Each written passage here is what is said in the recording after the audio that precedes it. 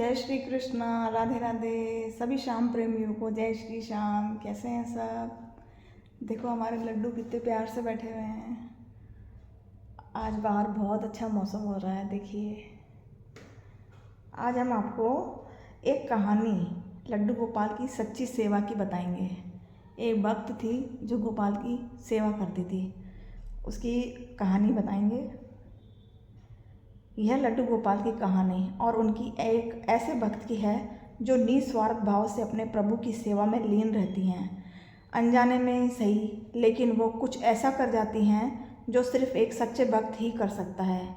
और फिर श्री कृष्णा के बाल स्वरूप लड्डू गोपाल की अपार कृपा उस पर बरसती है। तो चलिए अब इस कहानी का आरंभ करते हैं।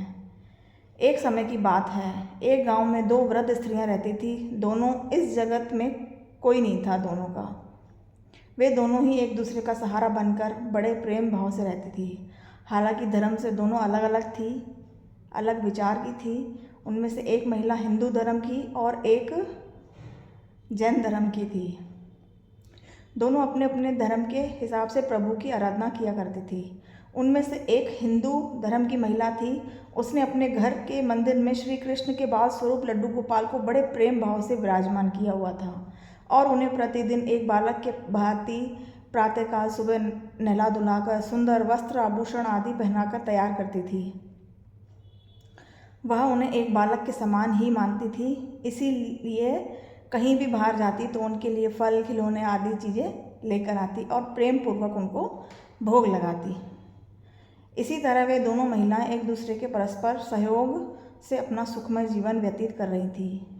वे दोनों जब पाठ पूजा करती, सभी कामों से मुक्त हो जाती, तब बचा हुआ समय एक दूसरे के साथ सुख दुख बांटते हुए व्यतीत करती थी।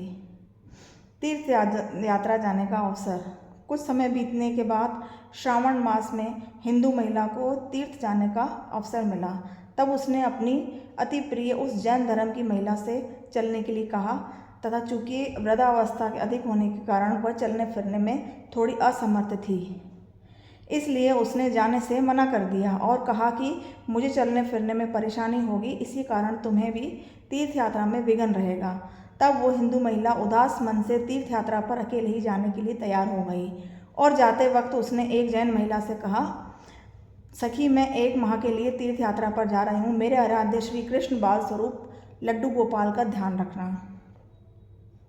एक बालक की तरह स्नेह देना, प्रतिदिन स्नान आदि कराकर सुंदर वस्त्र आभूषण पहनाकर भोग लगाना।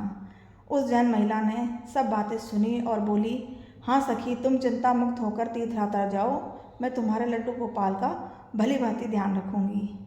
इतनी सब बातें कहकर वह महिला तीर्थ यात्रा को निकल गई और जैन महिला ने सारा कार्यभार अपने सानिध्य से लिया और बड़े ही उत्साह उमंग के साथ सुबह उठकर खुद नित्य कर्म से निर्वृत्त होकर लड्डू गोपाल को स्नान की तैयारी में लग गई। उसके बाद जब वो उन्हें लड्डू गोपाल को नहलाने लगी, तब वह महिला की नज़र लड्डू गोपाल के पाँव की तरफ पड़ी और वह दंग रह गई, क्योंकि उनके पैर मुड़े हुए थे। उसे लगा उसकी वजह से उनके पैर टेढ़े हो गए हैं। इसका मुख्य कारण ये था कि उस महिला ने जब भी उन्हें लड्डू गोपाल को देखा तो वस्त्रों और आभूषणों से सुसज्जित देखा, तो इस बात से अनभिज्ञ थी। लड्डू गोपाल को घुटनों के बल बैठे हुए थे, उनका बाल स्वरूप ही ऐसा था। तब वह बहुत परेशान हो गई, सोचने लगी कि मैं अपनी सखी से क्या कहूँगी।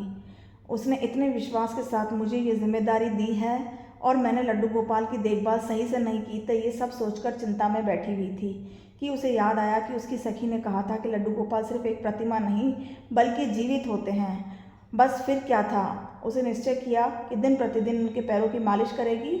वह दिन में कई बार ऐसा करने लगी और जैसा कि श्री कृष्ण का स्वभाव है, वो है इतने कृपालु दयानिधि हैं, उस वृद्ध महिला की तरह नादान भक्ति से वशीभूत होकर उन्होंने उस पर अपनी अपार कृपा लुटा दी।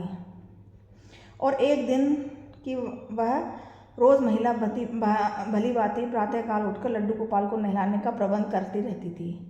उसकी नज़र उसके पैरों पर पड़ी। उसने देखा लड्डू गोपाल के पैर ठीक हो गए और यह सब देखकर वह वृद्ध महिला खुशी से फूली ना समाई और ये सारा वृतांत सुनाने के लिए अपनी सखी को बेसब्री से इंतज़ार करने लगी। कुछ समय पश्चात जब हिंदू धर्म की महिला तीर्थ यात्रा पूर्ण करके वापस आई तो उसे अपने लड्डू गोपाल के दर्शन को ललाहित थी, और जैसे ही उसने अपने लड्डू गोपाल को देखा आश्चर्यचकित में पड़ गई। उसने देखा कि लड्डू गोपाल खड़े हुए थे।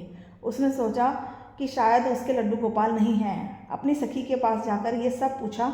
उस जैन महिला ने कहा, सारा वृतांत सुनाया। उसकी बातें सुनकर हिंदू महिला समझ गई ये सारा खेल उस मुरलीधर कृष्ण कन्हैया का है, जो दौड़ी दौड़ी लड्डू गोपाल के पास पहुंची और उनके चरणों में गिरकर बोली, हे कन्हैया, हे मुरलीधर, आपकी दया की कोई पराकाष्ठा नहीं है, आपकी कृपा तो कोई सानी नहीं गई।